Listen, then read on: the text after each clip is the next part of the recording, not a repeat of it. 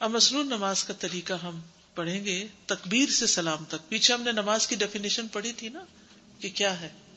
قولی اور فعلی عبادت ہے جس کا آغاز تکبیر سے اور اختتام تسلیم پر ہوتا ہے. سب سے پہلے ہے نیت. انما الاعمال بالنیات وانما لکل امرئ ما نوی. آپ دیکھیے کہ نیت نماز شروع کرنے سے پہلے بھی ضروری ہے اور اوور آل بھی نماز پڑھنے کی نیت بڑی ضروری ہے.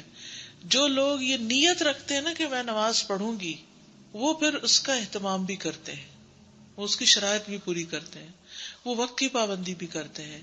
ان کو کسی کو کہنا نہیں پڑتا، وہ سیلف موٹیویٹڈ ہوتے ہیں. کسی بھی کام کی اچھی نیت آپ کو سیلف موٹیویشن دیتی ہے، باہر سے دھکا نہیں لگانا پڑتا. اور یہ بڑا ضروری ہوتا ہے. یہ جو ہم کہتے رہتے نا کیا کریں، بچوں کو بار بار کہنا پڑتا ہے بار بار، تو آپ ان کے صرف بار بار پہ زور نہ رکھیں، ان کی نیت پہ کام کریں. ان کو اس طرح کی بات بتائیں کہ وہ نماز کا ارادہ خود کر لیں.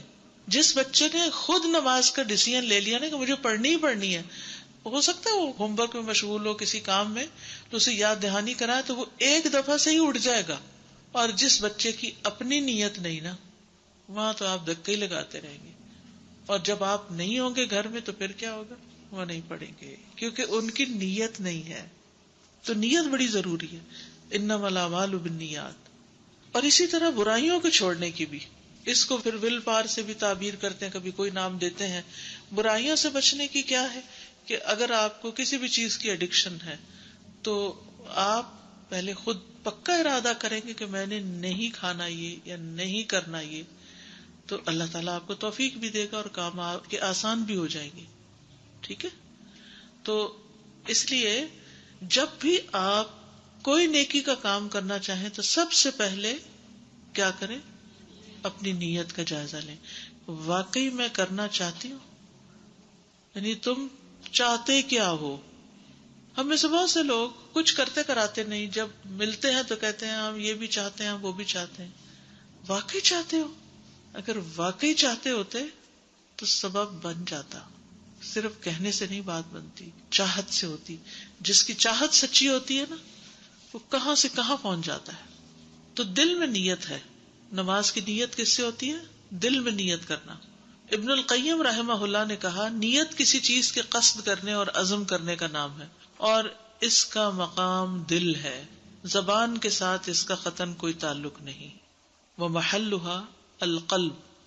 یہ دیکھ رہے ہیں اوپر عربی عبارت، لا تعلق لها باللسان اصلا. اس کا تعلق زبان سے نہیں. نیت دل سے ہوتی ہے، زبان سے بولنی نہیں ضروری.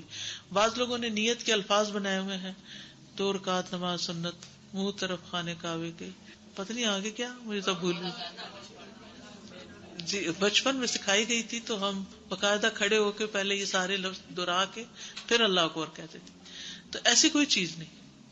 تو وہ کہتے ہیں کہ نبی صلی اللہ علیہ وسلم اور آپ کے صحابہ میں سے کسی سے بھی کسی بھی حال میں نیت کے سلسلے میں کوئی ایک لفظ بھی نقل نہیں کیا گیا. یعنی نیت میں کیا بولنا چاہیے، کیونکہ اگر نیت کا تعلق بولنے سے ہوتا نا تو پھر ہمیں الفاظ دیے جاتے کہ یہ بولو، تو کچھ بھی نہیں بتایا گیا ہمیں، کیونکہ نیت دل سے ہی ہوتی ہے. آپ کی نیت ہے تو وضو کرنے گئے نا، آپ کی نیت ہے تو مصلی بچھایا نا، آپ کی نیت ہے تو یہاں آ کے کھڑے ہوئے، کہ بغیر نیت کے یہ سب ہو رہا ہے. تو یہی نیت ہے. اور اس وقت انسٹنٹلی انسان کہتا ہے فرض پڑھ رہا ہوں، یہ سنت، یہ نفل، یہ کیا پڑھو کیا. یہاں سے ہی دل کی حضوری شروع ہو جاتی ہے. جب ہم منہ سے بولتے ہیں نا تو بعض اوقات دل سے کچھ بھی نہیں سوچ رہے ہوتے. جب ہم دل سے نیت کو دہرا رہے ہوتے ہیں نا کہ میں نماز پڑھنے لگا ہوں، فلاں نماز پڑھ، تو یہ چیز آپ کو فوکس کرتی ہے آغاز میں ہی نماز کی طرف. یہاں سے خشوع و خضوع کا بیچ پڑ جاتا ہے. جو کوئی وضو کے لیے بیٹھتا ہے تو وہ وضو کی نیت کر لیتا ہے، جو نماز کے لیے کھڑا ہوتا ہے تو نماز کی نیت کر لیتا ہے. زبان سے نیت کرنا سنت سے ثابت نہیں. ابن القیم رحمہ اللہ نے نیت کو الفاظ میں بیان کرنے کے متعلق کہا، اگر تم میں سے کوئی نوح علیہ السلام کی عمر تک بھی زندہ رہے پھر وہ اس بات کو تلاش کرتا رہے، یعنی کتابوں میں، کہ کیا رسول اللہ صلی اللہ علیہ وسلم یا آپ کے اصحاب میں سے کسی ایک نے بھی ایسا کچھ کیا، تو وہ کامیاب نہیں ہو سکے گا. کسی کتاب میں نہیں ہے. انہوں نے کافی تلاش کیا ہوگا نا، سوائے اس کے کہ وہ خالص جھوٹ بولے گا. بس اگر اس میں کوئی بھلائی ہوتی تو صحابہ ہم سے سبقت لے جاتے، یعنی بول کے کچھ کہنے میں بھلائی ہوتی تو صحابہ ضرور کرتے اور ہماری اس بات پہ رہنمائی کر دیتے. چونکہ نماز ہے نا، اس لیے اتنی زیادہ تاکید ہو رہی ہے. ابن عثیمین کہتے ہیں کہ نیت کے الفاظ کی ادائیگی نبی صلی اللہ علیہ وسلم سے نہ تو نماز میں اور نہ ہی وضو، نہ روزے، نہ کسی دوسری عبادت میں ثابت ہے، حتیٰ کہ حج اور عمرہ میں بھی نہیں. نبی صلی اللہ علیہ وسلم جب حج یا عمرے کا ارادہ کرتے تو آپ یہ نہیں کہا کرتے تھے کہ اے اللہ میں یہ اور یہ کرنا چاہتا ہوں، نویت ان احج یا نویت ان اعتمر، ایسا کچھ نہیں کہتے تھے. نبی صلی اللہ علیہ وسلم سے یہ ثابت نہیں، اور نہ ہی آپ صحابہ کرام میں سے کسی ایک کو ایسا کرنے کا حکم دیا. اور جہاں تک حج عمرہ کی ادائیگی میں لبیک عمرہ یا لبیک حجہ کا تعلق ہے تو اس بارے میں کہتے ہیں کہ اس کا معنی یہ نہیں کہ یہ نیت کے الفاظ کی ادائیگی ہے. لبیک حج یا لبیک عمرہ جو ہے اس کا معنی تلبیہ ہے کہ کس چیز کا تلبیہ شروع کر رہا ہوں. نیت تو پہلے ہی آپ نے کی، جب نیت کی تو پیسے جمع کیے نا، نیت کی تو آپ نے ٹکٹ خریدا اور ایجنٹ سے رابطہ کیا، یہ حج کی نیت میں خود ہی شامل ہو گیا. یعنی نیت تو بہت پہلے انسان کرتا ہے اور پھر سٹیپ بائی سٹیپ اس کام کی طرف جاتا ہے. اور یہ تلبیہ میں اس خاص نسک کا ذکر آتا ہے. نسک کا مطلب ہوتا ہے ریچول. مگر نہ نبی صلی اللہ علیہ وسلم نے نیت کے الفاظ کی ادائیگی نہیں فرمائی. بعض لوگوں نے وضو کے لیے بھی الفاظ بنائے ہوئے، نویت ان اتوضأ لاستباحۃ الصلاۃ وتقربا الی اللہ تعالی، یہ بھی یاد کیا تھا میں نے بچپن میں. نیت کو اللہ کے لیے خالص کرنا، نیت کو اللہ کے لیے خالص کرنا یہ بڑا ضروری ہے. نماز میں کسی اور کی طرف دھیان نہیں جانا چاہیے کہ فلاں بھی خوش ہو جائے اور فلاں کو بھی راضی کر لوں، یا کسی بت کے آگے یا کسی اور انسان یا کسی چیز کے نہیں. صرف اور صرف اور اپنے رخ ہر نماز کے وقت سیدھے رکھو اور اس کے لیے دین کو خالص کرتے ہوئے، یعنی نیت خالص کرتے ہوئے اس کو پکارو. جس طرح اس نے تمہاری ابتدا کی اسی طرح تم دوبارہ پیدا ہوگے. جب بھی آپ نماز ادا کرنے، اچھا کام کرنے، نیکی کا کام کرنے کا ارادہ کریں تو اس نیت سے کریں کہ یہ ایک ایسا عمل ہے جو آپ اپنے رب العالمین جل جلالہ کے پاس رکھنا چاہتے ہیں، وہاں سنبھالنا چاہتے ہیں، وہاں اس کی جزا چاہتے ہیں. نیت ہوگی، آپ مصلی پہ آ کے کھڑے ہوگے. اب نماز کا آغاز ہو رہا ہے. سب سے پہلے تکبیر تحریمہ، تکبیر اللہ اکبر ہوتی، تکبیر تحریمہ. تکبیر تحریمہ کا مطلب کیا ہے؟ تکبیرۃ الاحرام کو تکبیر تحریمہ اس لیے کہا جاتا ہے کیونکہ اس کو کہنے اور اس کو بجا لانے سے انسان پر ہر وہ چیز حرام ہو جاتی جس سے پہلے اس پر حلال ہوتی. جب آپ حج کا ارادہ کرتے ہیں تو کیا کرتے ہیں؟ پہلا رکن کیا ہے؟ احرام. احرام، احرام کے بعد کیا ہوتا ہے؟ پابندیاں. یس. نماز کا احرام کیا ہے؟ اللہ اکبر. جی، یہ نماز کا احرام ہے. ایک طرح احرام جو ہے نا وہ کپڑے کا نام نہیں، کپڑا تو اس کی سمبل ہے کہ اب ہم نے کہہ لیا ہے، ہم اس حال میں آ گئے ہیں، ٹھیک ہے، تاکہ دوسرے بھی اس کا لحاظ رکھیں کہ یہ احرام میں ہے. ٹھیک ہے، کیونکہ جو قافلے جاتے تھے نا حج اور عمرہ کرنے کے لیے تو وہ پھر محفوظ ہوتے تھے، ان پہ کوئی ڈاکہ نہیں ڈالتا تھا. ٹھیک ہے، تو وہ تو شعار میں سے ہے نا. تو نماز میں جب اللہ اکبر کہہ لی تو اب کوئی آپ سے آ کے بات نہیں کرے گا، کوئی آپ کو کھانا نہیں پیش کرے گا، کوئی آپ کو بلائے گا نہیں، کیونکہ آپ نے ہاتھ اٹھا لیے، اللہ اکبر بول دی. بس جب وہ تکبیر کہتا ہے تو یہ کہنا اس پر کچھ چیزیں جیسے کہ کھانا پینا، ادھر ادھر دیکھنا، بات کرنا، آنا اور جانا حرام کر دیتا ہے. اور اسی طرح دیگر وہ کام بھی حرام ہو جاتے ہیں جو اس پر نماز میں داخل ہونے سے پہلے حلال تھے. بس اب ایک ہی کام ہے صرف، اور وہ کیا ہے؟ نماز. تکبیر نماز کا رکن ہے. اگر اللہ اکبر نہیں کہی اور ایسے ہی کھڑے ہو کے کچھ پڑھنا شروع کر دیا تو نماز نہیں ہوگی. تکبیر تحریمہ نماز کے ارکان میں سے ایک رکن ہے. اس کو کہے بغیر انسان کی نماز درست نہیں ہوتی، اور اس کو کہے بغیر نماز میں داخل نہیں ہو سکتے. جیسا کہ آپ صلی اللہ علیہ وسلم نے فرمایا، تم لوگوں میں سے کسی کی بھی نماز اس وقت تک کامل نہیں ہو سکتی جب تک کہ وہ وضو نہ کر لے اور اعضائے وضو کو ٹھیک ٹھیک نہ دھو لے پھر تکبیر کہے. ٹھیک ہے، تو آپ نے خود اس بات کا حکم دیا، ثم یکبر، وضو کے بعد کیا کرے؟ ثم یکبر، ٹھیک، تکبیر کہے. نماز شروع کرنے کے لیے تکبیر کہنا لازم ہے. اس کے لیے ایک اور حدیث ہے دلیل کے طور پر.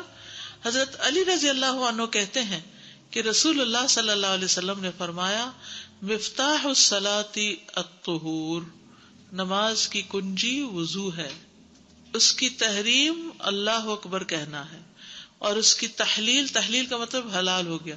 جیسے حاجی حلال ہوتا ہے نا، ایسے نمازی بھی حلال ہوتا ہے. السلام علیکم کہہ کر. تکبیر سے مراد اللہ اکبر کہنا ہے. ٹھیک ہے.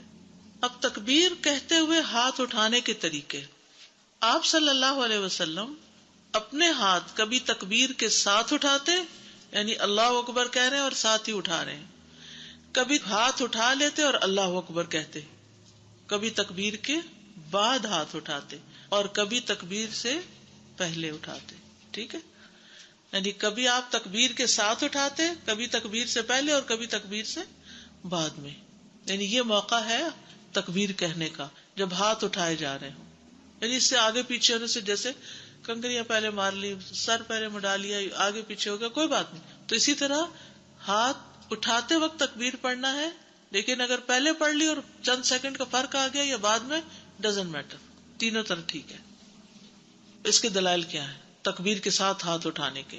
عبد الجبار بن وائل سے مروی ہے کہ مجھ سے میرے اہل خانہ نے میرے والد وائل بن حجر سے روایت کیا کہ میرے والد نے ان سے بیان کیا کہ انہوں نے رسول اللہ صلی اللہ علیہ وسلم کو دیکھا تھا کہ وہ تکبیر کے ساتھ اپنے ہاتھ اٹھاتے تھے. وائل بن حجر جن سے نماز کی حدیث مروی ہے، انہوں نے کہا کہ نبی صلی اللہ علیہ وسلم تکبیر کے ساتھ ہاتھ اٹھاتے. تکبیر سے پہلے ہاتھ اٹھانا، عبداللہ بن عمر کہتے ہیں کہ رسول اللہ صلی اللہ علیہ وسلم جب نماز کے لیے کھڑے ہوتے تو اپنے دونوں ہاتھ بلند کرتے حتیٰ کہ وہ کندھوں کے برابر آ جاتے. پھر اللہ اکبر کہتے. یعنی وسعت ہے اس میں. عبد الجبار بن وائل سے روایت ہے، وہ کہتے ہیں میں لڑکا تھا اور اپنے والد کی نماز کو نہیں سمجھتا تھا، تو مجھے وائل بن علقمہ بن وائل نے میرے والد وائل بن حجر کے بارے میں بیان کیا. انہوں نے کہا جب رسول اللہ صلی اللہ علیہ وسلم نماز میں داخل ہوتے تو رفع الیدین کرتے، پھر تکبیر کہتے. تو یہ دو حدیثیں کیا بتاتی ہیں کہ آپ پہلے ہاتھ اٹھاتے اور پھر تکبیر کہتے. تکبیر کے بعد ہاتھ اٹھانا، ابو قلابہ سے روایت ہے کہ انہوں نے مالک بن حویرث رضی اللہ عنہ کو دیکھا جب وہ نماز پڑھتے تو اللہ اکبر کہتے، پھر اپنے دونوں ہاتھ اٹھاتے. انہوں نے بیان کیا کہ رسول اللہ صلی اللہ علیہ وسلم ایسا ہی کیا کرتے تھے. ہاتھوں کی انگلیاں سیدھی رکھنا. ہاتھوں کی انگلیاں سیدھی رکھنا. آپ صلی اللہ علیہ وسلم ہاتھ اس طرح اٹھاتے تھے کہ آپ کی انگلیاں لمبی ہوتی نہیں. ایسے نہیں ہاتھ اٹھانے. دیکھ رہے میرے ہاتھوں کو کیسے اٹھانے، یعنی مٹھیاں بند نہیں، مٹھی کھول کے انگلیاں سیدھی کر کے، اور اسٹریٹ بھی ہو، ایسے نہیں ہو. کچھ لوگ کیا کر رہے ہوتے ہیں، ایسے اینگل پہ کر رہے ہوتے ہیں. ایسے نہیں، سیدھی. ہاتھوں کی انگلیاں سیدھی یعنی آسمان کی طرف ہو، یوں سمجھو. آپ صلی اللہ علیہ وسلم ہاتھ اس طرح اٹھاتے تھے کہ آپ کی انگلیاں لمبی ہوتی تھی، سیدھی کھڑی ہوتی تھی، مڑی ہوئی نہیں ہوتی تھی. نہ ہی ان میں فاصلہ ڈالتے، نہ ملا کے رکھتے. یعنی یوں بھی نہیں کھول کے رکھتے تھے اور یوں بھی نہیں کرتے تھے، نہ بہت کھول کے نہ بہت اکڑا کے، بلکہ نارمل طریقے سے سیدھی کھلی ہوئی. ابو ہریرہ رضی اللہ عنہ سے مروی ہے، کہتے ہیں کہ رسول اللہ صلی اللہ علیہ وسلم جب نماز میں داخل ہوتے تو اپنے ہاتھ کی انگلیاں سیدھی کر کے اٹھاتے، یعنی ان کو لمبا رکھتے، مڑی ہوئی نہ ہوتی. نہ زیادہ کھولنا نہ ملانا. سعید بن سمان کہتے ہیں ابو ہریرہ رضی اللہ عنہ ہمارے پاس مسجد بنو زریق میں تشریف لائے. انہوں نے کہا کہ رسول اللہ صلی اللہ علیہ وسلم 3 کام کیا کرتے تھے، لوگوں نے ان پر عمل کرنا چھوڑ دیا. ان میں سے ایک یہ ہے کہ جب آپ نماز کے لیے کھڑے ہوتے تو یوں کرتے، اور ابو عامر نے اپنے ہاتھ کے ساتھ اشارہ کیا، نہ انگلیوں کو کھولا نہ ہی انہیں بہت زیادہ ملایا، بس درمیانہ. ہو سکتا ہے آپ میں سے کوئی سوچ رہا ہو کہ یہ باتیں کوئی کرنے کی. ہر کام کا ایک پروٹوکول ہوتا ہے نا، اور ہر کام کا ایک خاص طریقہ ہوتا ہے. جب ایک عورت کی شادی ہوتی ہے، اب تو شادی کے بغیر بھی بیوٹی پارلر جاتی ہے اور وہ تیار ہو رہی ہوتی ہے، تو کتنی دیر لگتی ہے اور کتنی چیزوں کا خیال رکھا جاتا ہے. چھوٹی چھوٹی باتوں کا خیال رکھا جاتا ہے، کتنی چھوٹی چھوٹی. اگر ایک ایکسٹرا بال بھی نظر آ رہا ہو کہیں تو اس کو بھی، تو ہم کو ایک بال آنے اس سے کیا فرق پڑتا ہے، وہی تو زیادہ چبھتا ہے. لوگ صاف منہ نہیں دیکھتے، وہ ایک بال ضرور دیکھیں گے کہ یہ بال بڑا ہوا ہے. تو اللہ کے حضور جا رہے ہیں تو پوزیشن تو ٹھیک ہونی چاہیے نا. اور پھر اس میں آپ دیکھیے کہ جیسے یہ بیان کرنے سے کتنی سہولت ہے کہ نیچرل وے میں رہو. اب اگر یوں کر کے کوئی پڑھ رہا ہے تو عجیب سے لگتا ہے نا، اور اگر یوں کر کے پڑھ رہا ہے ڈھیلا سا تو بھی غفلت کی علامت ہے، یہ اکڑ کی علامت ہے، غفلت کی علامت ہے. نارمل رہو، نیچرل رہو. اس سے ہمیں زندگی گزارنے کے اور طریقے سلیقے بھی پتہ چلتے ہیں. نہ تو بہت تصنع اور تکلف کرو اور نہ ہی اپنے آپ کو مشقت میں ڈالو اور نہ ہی اتنے ڈھیلے بن جاؤ، اعتدال میں رہو. پھر کندھوں تک ہاتھ اٹھانا. سالم اپنے والد سے روایت کرتے ہیں، وہ کہتے ہیں میں نے رسول اللہ صلی اللہ علیہ وسلم کو دیکھا جب آپ نماز شروع کرتے تو اپنے دونوں ہاتھ اٹھاتے حتیٰ کہ وہ آپ کے کندھوں کے برابر آ جاتے، اس طرح. یا پھر کانوں تک ہاتھ اٹھانا، تھوڑا اور اوپر لے آنا. وائل بن حجر سے مروی ہے، کہتے ہیں کہ میں نے کہا میں ضرور رسول اللہ صلی اللہ علیہ وسلم کی نماز دیکھوں گا کہ آپ کیسے پڑھتے ہیں. انہوں نے کہا چنانچہ رسول اللہ صلی اللہ علیہ وسلم کھڑے ہوئے، قبلے کی طرف رخ کیا، اللہ اکبر کہا، پھر اپنے دونوں ہاتھ اٹھائے حتیٰ کہ آپ کے کانوں کے برابر آ گئے. یعنی اگر تھوڑا نیچے ہو گیا، تھوڑا اوپر ہو گیا تو کوئی یہ نہیں کہ سر سے اوپر کر لیں، اس کی اجازت نہیں ہے. اور اس میں بھی آپ دیکھیں نا کمفرٹیبل انسان کہاں ہے؟ درمیان میں ہی کمفرٹیبل ہے نا. جب بہت اونچا جاتا ہے تب بھی مشقت ہے. یعنی دین نے ہمیں جو طریقے سکھائے ہیں ان میں سہولت ہے، عمومی طور پر ایکسیپشنل کیس پر کم رہ جاتے ہیں. مشکلات سے بچایا ہمیں. نبی صلی اللہ علیہ وسلم کا اونچی آواز سے تکبیر کہنا، کیونکہ آپ نماز کی امامت کراتے تھے. آپ تکبیر اونچی آواز میں کہتے یہاں تک کہ پیچھے والے آپ کی آواز سن لیتے. اس سے ہی پتہ چلتا ہے کہ مؤذن کو اس بات کا خیال رکھنا چاہیے، یعنی بلند آواز سے کہنا چاہیے اللہ اکبر، تاکہ یہ نہ ہو. کیونکہ بعض اوقات ایسا ہوتا ہے کہ امام صاحب مائک آن کرنا بھول جاتے ہیں اور اللہ اکبر بھی اس طرح کرتے کہ پیچھے لوگ کھڑے ہی رہتے کہ پتہ نہیں نماز کب شروع ہوگی. جب دوسری اللہ اکبر ہوتی ہے رکوع میں جانے کی تو ہو شاید او رکعت ہی مس ہو گئی. تو امام کو ان چیزوں کا لحاظ رکھنا چاہیے. جابر سے روایت ہے کہ رسول اللہ صلی اللہ علیہ وسلم بیمار پڑ گئے اور ہم نے آپ کی اقتداء میں نماز پڑھی جبکہ آپ بیٹھے ہوئے تھے اور ابو بکر آپ کی تکبیر لوگوں کو سنا رہے تھے. اس سے یہ بھی پتہ چلتا ہے کہ اگر امام کی آواز ذرا کم ہے اور کراؤڈ بڑا ہے تو ذرا پیچھے سے کوئی اس تکبیر کو دوہرا دے تاکہ سب سن لے. حرم میں آپ نے دیکھا ہوگا کہ ہمیشہ پیچھے سے رپیٹ ہوتی. تو ایک دفعہ میں نے سوچا کہ اس تکلف کی کیا ضرورت ہے، مائک ہے سب کو سنائی دے رہی ہے آواز. لیکن پھر مجھے سمجھ آئی کہ ایک دن یہ ہوا کہ جگہ قریب نہیں ملی تو کافی دور کھڑے ہونا پڑا. اب اس میں پہلی تکبیر نہیں سنائی دے رہی تھی، وہ دوسری ہی سنائی دے رہی تھی. تو بعض اوقات اینگل ایسا ہوتا ہے، بعض اوقات اسپیکر خراب ہو جاتا ہے، بعض اوقات آواز ایک دم دھیمی ہو جاتی ہے اور امام جو ہوتا ہے وہ تو اللہ اکبر کہہ دیتا ہے اور وہ پیچھے والا کیا کرتا ہے اللہ لمبا کر کے کرتا ہے، تو وہ سنائی دے جاتی ہے، پھر تو نماز خراب نہیں ہوتی. تو اس کی بھی دلیل ہمیں یہاں سے ملتی ہے. عام گھر میں ہر وقت ایسا کرنے کی ضرورت نہیں ہے کہ دو لوگ نماز پڑھ رہے ہیں، لیکن یہ کہ جہاں کراؤڈ زیادہ ہو وہاں چاہے اسپیکر بھی ہو پھر بھی کر دینے میں کوئی حرج نہیں. لوگوں کو فیسیلیٹیٹ کرنا اصل مقصد ہے. امام کے بعد مقتدی کا آہستہ تکبیر کہنا. ابو سعید سے مروی ہے رسول اللہ صلی اللہ علیہ وسلم نے فرمایا جب امام اللہ اکبر کہے تو تم بھی اللہ اکبر کہو. یعنی جو فالوورز ہیں مقتدی ہیں وہ آہستہ سے اللہ اکبر کہیں. اگر وہ سارے بھی زور سے آمین کی طرح اللہ اکبر کہیں گے تو کیا ہوگا. ہم تو خواتین ہیں خیر ہے، لیکن جنرلی پتہ تو ہونا چاہیے نا، اگر کوئی کر رہا ہو تو اس کو روکا جا سکے. اس کی وجہ یہ ہے کہ مثلاً اگر مسجد میں زور زور سے اللہ اکبر کی آواز آنے لگے تو آپ کو پتا ہے نا کہ پھر نیبر گھبرا کے باہر آ جائیں گے کہ شاید ہم پہ اٹیک ہونے لگا. کیونکہ افسوس کے ساتھ کہنا پڑتا ہے کہ اللہ کے نام کو، وہ بھی اللہ کی بڑائی کو ایسے مقاصد کے لیے استعمال کیا گیا کہ جس سے دوسرے لوگ جو ہیں وہ ان الفاظ سے ہی گھبرا گئے. حالانکہ اللہ اکبر اتنا خوبصورت کلمہ، تو اس میں بڑی بھلائی ہو گئی کہ آمین کا تو اونچا کہنا لازم کیا لیکن اللہ اکبر کا نہیں. مقتدی کا سکوت اختیار کرنا. مقتدی کون ہوتا ہے؟ پیچھے والا، یعنی وہ آرام سے چپ ہو کے نماز پڑھے. زید بن ارقم سے روایت، انہوں نے کہا ہم نماز میں بات چیت کر لیا کرتے تھے.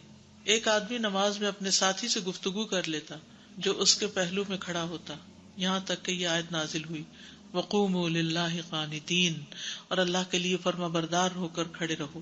تو ہمیں خاموش رہنے کا حکم دیا گیا اور ہمیں گفتگو کرنے سے روک دیا گیا کہ آپس میں باتیں نہ کریں. بعض اوقات دیر سے آتے ہیں یا کچھ، تو اس وقت بھی پیچھے سے آتے ہوئے باتیں کرتے ہوئے نہیں آنا چاہیے. نماز کے اندر تو خیر ہے ہی. یعنی پہلے ابتدا میں کیا تھا، اللہ اکبر کے بعد جیسے کلاس میں ہم شروع کر دیتے ہیں نا، کوئی سوال کرتا ہے تو وہ دو لوگ آپس میں بول رہے ہیں، وہ دو آپس میں، تو یہی حال تھا نماز کا بھی. نماز کے لیے اللہ اکبر امام نے کی اور پیچھے وہ ادھر ہو جاؤ، ادھر ہو جاؤ، آگے ہو جاؤ، پیچھے ہو جاؤ، تو باتیں شروع ہو جاتی. پھر بعد میں منع کر دیا گیا کہ بولنا نہیں. ٹھیک ہے، یہ نماز کا حصہ ہے، سکوت، خاموشی، دنیا کی بات کوئی نہیں کرنی. نماز کے اندر کی بھی چیزیں بھی آہستہ، اور دنیا کی بات بھی نہیں. جسٹ فار کلیئرٹی استاذہ جی، یہ جو پوائنٹ تھا کہ امام کے بعد مقتدی کا آہستہ تکبیر کہنا، تو جس اس لیے کہ جب ہم مقتدی ہیں تو بھی ہمیں تکبیر کہنا ہے. بعض لوگ یہ نہ سمجھیں کہ امام کا اللہ اکبر کہنا ہمارے لیے کافی ہو گیا. جی یعنی اس لحاظ سے جی، یعنی اس پوائنٹ کا دونوں طرف سے آ رہا تھا نا، وہ جو ریڈ کیا ہوا تھا انہوں نے. میرے تصور میں آیا کہ اگر یہ طریقہ نہ سکھایا جاتا تو حرم میں جب لوگ نماز پڑھتے ہیں کیسی افراتفری ہوتی، کس قدر شان اور کتنی خوبصورتی نظر آتی اس عبادت میں. ایک اللہ اکبر کہا اور صفیں بن گئیں اور ایک طریقے سے کھڑے ہو گئے. اور یہی حال مسجدوں میں ہوتا ہے، اور جہاں لوگ اس چیز کا اہتمام نہیں کرتے یا معلوم نہیں ہوتا ان کو، تو صفوں میں پھر ہلچل بھی ہوتی ہے اور آوازیں بھی آتی ہیں جس سے دوسرے لوگوں کی نماز متاثر ہوتی ہے. تو اللہ نے بڑی خوبصورت طریقے سے عبادت سکھائی. بالکل. میں پوچھ رہی تھی کہ یہ نماز میں عمل کثیر کس کو کہا جائے گا؟ مطلب اگر آپ نے دونوں ہاتھ یوز کر کے کوئی کام کیا، جیسے بچہ ہی اٹھانا ہے یا کچھ، اور آپ نے دونوں ہاتھ یوز کیے، تو وہ عمل کثیر ہوگا؟ نہیں، عمل کثیر بلا وجہ دو ہاتھ سے دوپٹہ ٹھیک کر رہے ہیں، دو ہاتھ سے کوئی چیز پکڑ کے ادھر کر رہے ہیں، دو اور ایک ہاتھ کی بات نہیں ہے. اصل بات یہ کہ بلا ضرورت، سوائے اشد مجبوری کے کہ جس میں نماز ہی خراب ہو رہی ہے، مثلاً کوئی بچہ پاس بڑا شور ہی مچایا جا رہا ہے اور آپ سے نماز، تو اس کو ایک دپ لگا دینا، تھوڑی سی ہلکا سا دپ سے مراد یہ کہ ایسے اس کو ٹیپ کر دینا کہ بھائی چپ کرو، اسے پتہ چل جائے گا. یا بچہ ایک رو رہا ہے اور اب نماز مغرب کی ہے، وقت جا رہا ہے. مجھے اچھی طرح یاد ہے، میری پہلی بیٹی پیدا ہوئی، مغرب کی اذان ہوتی اور وہ چیخنا چلانا شروع کر دے. تو اب میں کہتے ہیں وقت تو تھوڑا سا، نماز تو پڑھنی، یہ کیسے ہو سکتا ہے؟ اب یہ بھی دل نہیں چاہتا کہ انسان پھینک کے تو خود نمازیں پڑھتا رہے اور وہ ہلکان ہو جائے. تو پھر الحمدللہ مجھے اس وقت یہ بات پتہ چلی کہ نماز میں اٹھاتی تو چپ ہو جاتی، تو پھر میں وضو کر کے اس کو ساتھ اٹھا کے نماز پڑھ لیتی. تو اس صورت میں کہ نماز جا رہی ہو اور کوئی آپ کے پاس اس کو سنبھالنے والا، اٹھانے والا کوئی، یعنی انتہائی ایمرجنسی میں شدید ضرورت کے تحت کم سے کم حرکت. مطلب کبھی ایسا ہوتا ہے کہ آپ جیسے دوپٹہ ہی صحیح کرنا ہے، آپ کا اتر گیا ہے کچھ، تو آپ اگر اس کو ایک ہاتھ سے کریں گے تو آپ کو کافی گھنٹے لگیں گے اس کو کرنے میں، لیکن اگر آپ دونوں ہاتھ یوز کریں گے تو فٹافٹ سے وہ ہو جائے گی. تو اس میں دونوں ہاتھ یوز کرنے اوکے ہیں؟ جتنا بچ سکے اتنا ہی بہتر ہے. چاہے جلدی کی بات نہیں ہے، لیکن یہ ہے کہ جتنا بچ سکے.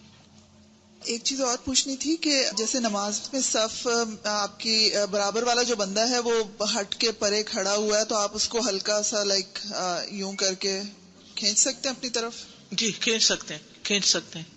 استاذہ مجھے ایک سوال پوچھنا تھا کہ بعض اوقات ہم نماز پڑھیں یا کوئی بچہ آواز دیتا ہے تو ہم اونچی آواز میں تو تلاوت کر لیتے ہیں 1 سیکنڈ کے لیے یا کھنکھار دیتے ہیں. جی ٹھیک ہے. تو اس سے نماز پہ فرق تو نہیں پڑتا؟ نہیں، کوئی نہیں پڑتا. نماز کے دوران جیسے بچے کبھی پوچھ رہے ہوتے ہیں کہ یہ کام کرنا ہے، یہ کرنا ہے، تو ہم کر دیتے ہیں. نہیں وہ نہیں کرنا. تو نہیں کرنا چاہیے. اسی آیت کو اونچا پڑھ لیں، لیکن کوئی اور آواز نہیں نکال سکتے. جی استاذ السلام علیکم. آپ کہہ رہے تھے نا یہ چھوٹی چھوٹی باتیں بتانے کی کیا ضرورت تھی، اگر یوں ہاتھ نہیں بتائے تو. اب آپ دیکھیں ہم تھوڑے سے لوگ ہیں، اور اگر ہمیں صرف یہی حکم دیا جاتا کہ اللہ اکبر کہنا ہے، تو میں سمیت پتہ نہیں کوئی اللہ اکبر کہتے ہیں ہاتھ اٹھا رکھتا، کوئی یہاں پہ رکھتا، کوئی الگ رکھتا، کتنے طریقے ہو جاتے. تو ان باتوں کو بتانے سے کتنی الحمدللہ آسانی ہو جاتی. چلیے آگے چلتے ہیں. نماز کا طریقہ یہ ہے قیام. قیام کا مطلب ہوتا ہے کھڑے ہونا. قیام کا وجوب. قیام نماز کا رکن ہے. قیام نماز کے ارکان میں شامل ہے. اور کیا ارکان میں شامل تھا؟ تکبیر تحریمہ. جی تو قیام بھی ایسے ہی ہے جسے ادا کرنا واجب ہے. چنانچہ جو شخص قیام کرنے کی استطاعت رکھتا ہے اس کے لیے جائز نہیں کہ وہ بیٹھ کر نماز پڑھے. جو شخص کھڑا ہو سکتا ہے اس کے لیے جائز نہیں کہ وہ بیٹھ کے نماز پڑھے، لیکن جو شخص کسی بیماری، بڑھاپے یا کھڑے ہونے سے شدید مشقت حاصل ہونے کی بنا پر قیام کی ادائیگی سے عاجز نہیں ہو سکتا، تو اس کے لیے زمین یا کرسی پر بیٹھ کر نماز ادا کرنا جائز ہے۔ اب آپ اگر کچن میں 2 گھنٹے کھڑے ہو سکتے ہیں تو نماز میں 5 منٹ کیوں نہیں کھڑے ہو سکتے؟ اگر آپ لانڈری کھڑے ہو کے کر سکتے ہیں، اگر آپ بازار کھڑے ہو کے جا سکتے ہیں، اگر آپ گھر کی صفائی ہر چیز کھڑے ہو کے کر رہے ہیں، تو نماز ہی میں کیوں بیٹھ جاتے ہیں؟ کیا وہ تھکاوٹ اتارنے کی جگہ ہے؟ وہ اللہ کے حضور حاضر ہونے کا مقام ہے۔ تو فرض نماز میں خاص طور پر، نوافل وغیرہ نبی صلی اللہ علیہ وسلم نے خود بھی بیٹھ کر پڑھے، سواری پر بھی بیٹھ کر پڑھے، اور ویسے بھی بیٹھ کر ادا کرنے کی رخصت ہے، لیکن فرض کے لیے قیام فرض ہے، یعنی نماز کی خصوصاً، اور اللہ کے لیے فرما بردار ہو کر کھڑے رہو۔ قومو، یہ حکم کہاں ہے؟ قرآن میں ہے، قومو، کھڑے ہو جاؤ، کھڑے ہو کر پڑھو۔ پھر نبی صلی اللہ علیہ وسلم نے قیام کا حکم دیا۔ عمران بن حسین رضی اللہ عنہ کہتے ہیں کہ مجھے بواسیر کا مرض تھا، تو میں نے نبی صلی اللہ علیہ وسلم سے نماز کے بارے میں دریافت کیا۔ آپ نے فرمایا کھڑے ہو کر نماز پڑھو، اگر تمہیں اس کی بھی طاقت نہ ہو تو بیٹھ کر، اور اگر اس کی بھی نہ ہو تو پہلو کے بل لیٹ کر پڑھ لو۔ ٹھیک ہے، شدید تکلیف میں صرف بیٹھنے ہی کی نہیں، لیٹنے کی بھی اجازت ہے۔ جو قیام پر قدرت رکھے اس پر قیام لازم ہے۔ النووی رحمہ اللہ کہتے ہیں جہاں تک فرض نماز کا تعلق ہے تو کھڑے ہونے کی قدرت رکھنے کے باوجود بیٹھ کر نماز پڑھنا درست نہیں، ایسی نماز میں ثواب نہیں ہوتا بلکہ انسان گناہگار ہو جاتا ہے۔ جو قیام کی قدرت کے باوجود بیٹھ کر نماز پڑھے اس کی نماز باطل ہے۔ جو دنیا کے کام کھڑے ہو کر کرتا ہے اس کے لیے بیٹھ کر نماز پڑھنا جائز نہیں۔ میمون بن مہران نے کہا جب وہ اپنی دنیا کے کام کے لیے کھڑا نہیں ہو سکتا تو پھر بیٹھ کر نماز پڑھ لے۔ جو لوگ ویل چیئر پہ ہیں، کسی بھی وقت کھڑے نہیں ہو سکتے، بیلنس نہیں ہے، یا کوئی بیماری ایسی ہے یا بڑھاپا ہے شدید، تو وہ کیا کریں؟ بیٹھ کے پھر نماز پڑھ لیں۔ ابن قدامہ المقدسی کہتے ہیں رحمہ اللہ، جو شخص قیام میں کھڑا ہونے پر قادر ہو لیکن رکوع یا سجدہ کرنے سے عاجز ہو تو اس سے قیام میں کھڑا ہونا ساقط نہیں ہوگا، بلکہ وہ نماز کھڑے ہو کر ادا کرے اور رکوع میں اشارہ کر کے پھر بیٹھ جائے اور سجدے میں اشارہ کرے۔ امام شافعی رحمہ اللہ کا بھی یہی کہنا ہے۔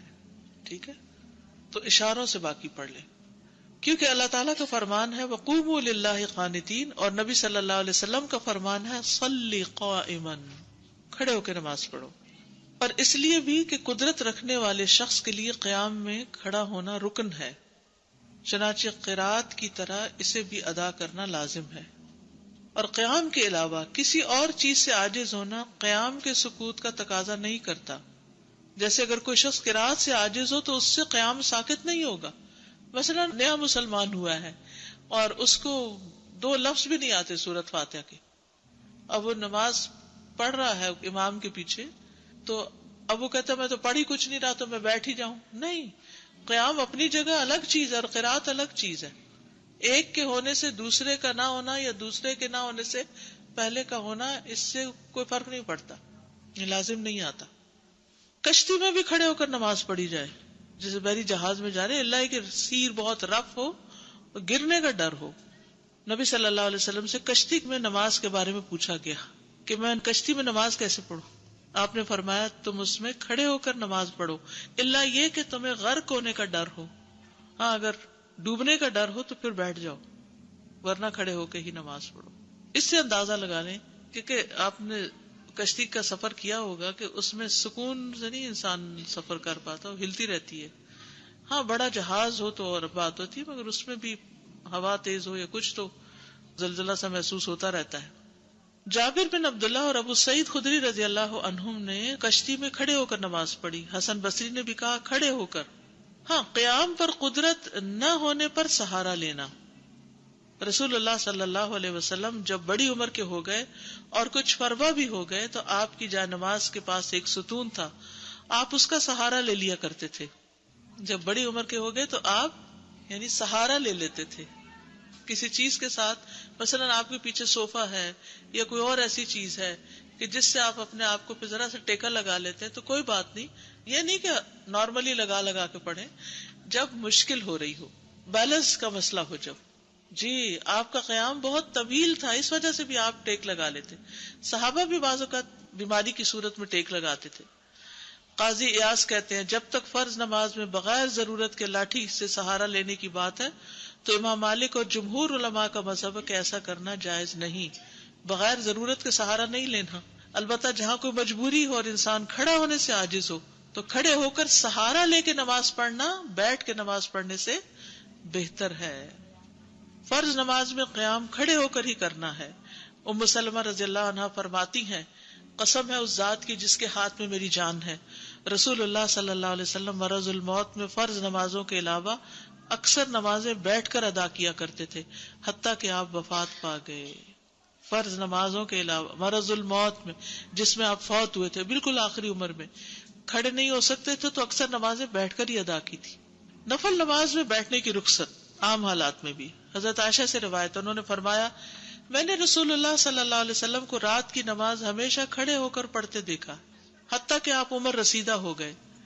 تب آپ بیٹھ کر نماز پڑھنے لگے حتیٰ کہ جب 40 یا 30 آیتوں کے برابر قرات رہ جاتی تو قیام کرتے قام فقرأها وسجد. یعنی کیا مطلب ہے، پہلے جیسے کھڑے ہو کے سورۃ فاتحہ وغیرہ پڑھی، پھر کچھ لمبی پڑھی، پھر تھک گئے بیٹھ گئے، پھر کھڑے ہو کر باقی پڑھی اور پھر رکوع میں چلے گئے. مریض کے لیے بھی کھڑے ہو کر نماز پڑھنا افضل ہے. عمران بن حسین سے روایت ہے جو مرض بواسیر میں مبتلا تھے، انہوں نے کہا کہ میں نے رسول اللہ صلی اللہ علیہ وسلم سے آدمی کے بیٹھ کے نماز پڑھنے کے متعلق دریافت کیا تو آپ نے فرمایا اگر وہ کھڑے ہو کر نماز پڑھے تو افضل ہے، اور اگر بیٹھ کر نماز پڑھے تو اسے کھڑے ہو کر نماز پڑھنے والے کے ثواب سے آدھا ثواب ملے گا، آدھا ثواب ہوگا. جیسے نوافل وغیرہ ہم ویسے چلو نہ ہونے سے بہتر ہے پڑھ لیتے تو آدھا ثواب ہوگا، اور جو لیٹ کر نماز پڑھے گا اسے بیٹھ کر نماز پڑھنے والے سے بھی آدھا ثواب ملے گا. تو پھر انسان کہتا پڑھ تو رہے ہی ہیں زیادہ ہی ثواب لے لیں. بیماری یا تکلیف کی وجہ سے بیٹھ کر نماز پڑھنے کی اجازت ہے. وائل بن حجر سے روایت ہے، انہوں نے فرمایا میں نے نبی صلی اللہ علیہ وسلم کو دیکھا کہ آپ نے اپنے دائیں پہلو پر بیٹھ کر نماز پڑھی، اس وقت آپ بیمار تھے. حضرت عائشہ رضی اللہ عنہا فرماتی ہیں میں نے نبی صلی اللہ علیہ وسلم کو 4 زانوں بیٹھ کر نماز پڑھتے ہوئے دیکھا. 4 زانوں کیسے بیٹھتے ہیں؟ جیسے پلتھی مارتے ہیں، کراس لیگز. چلیے آج کے لیے اتنا ہی کافی ہے. جزاکم اللہ خیرا. سبحانک اللہم و بحمدک اشہد ان لا الہ الا انت استغفرک و اتوب الیک. السلام علیکم و رحمۃ اللہ وبرکاتہ.